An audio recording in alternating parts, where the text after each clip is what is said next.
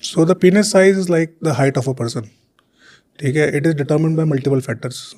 What are the factors in exacting detail? आपकी race, आप किस रेस से हो?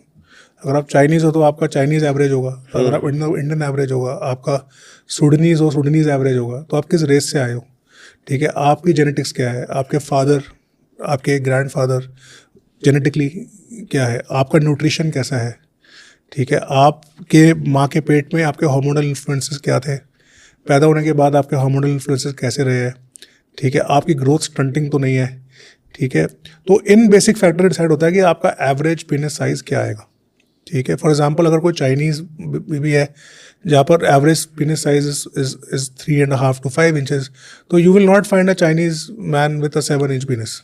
वो रेयर और रेयर सर्कमस्टेंस होगा, हो सकता है उसकी कोई हेरिटेज में कोई हो, सरपंच घोषित कर देंगे। हाँ, तो बेसिकली तो इसीलिए तो it depends on these factors. तो you can not fight your race and your genetics, ठीक है।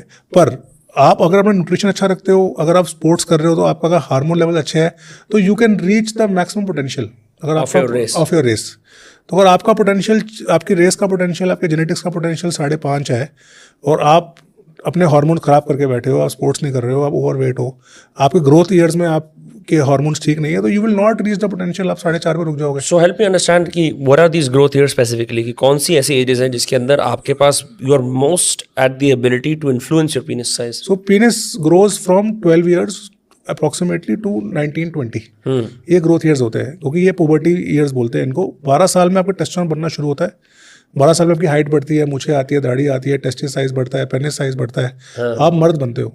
अगर आपको इस पॉडकास्ट की छोटी छोटी झलक देखनी है तो उसका क्लिप्स को सब्सक्राइब करें। तो नॉर्मली 20-21 साल तक आप पेनाइल साइज ग्रो करता है, तो आपका जो पीक साइज है, जो मैक्सिमम अडल्ट साइज है, वो 21 साल तक नॉर्मली आ जाता है। तो अगर इस साल इस ड्यूरेशन में आप अपने आप को हेल्दी रखते हैं, आप स्पोर्ट्स करते हैं, आपके हार्मोन ठीक रहते हैं, आप मास्टरबेशन अवॉइड करते हैं, आपकी स्किन आराम से खुलती है, आपको कोई रिटार्डेशन नहीं है, आप मास्टरबेशन अवॉइड करते हैं in these years, what will happen if you excessively masturbate from 12 to 21?